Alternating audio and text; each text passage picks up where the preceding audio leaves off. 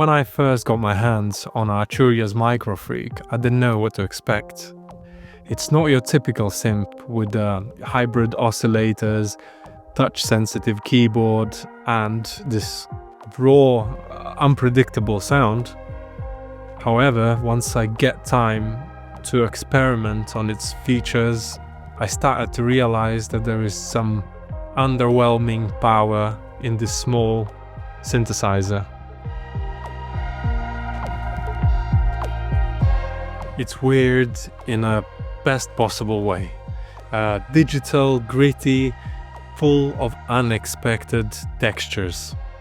And that made me think, what if I spend some time with it and kinda get to unlock some of the sound capabilities that this synthesizer offers and start molding some of my own preset sounds for Arturia's MicroFreak.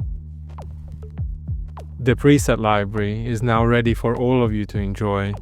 In this video, I would like to show you my favorite presets and play them live so you can get a feel for what this library is capable of.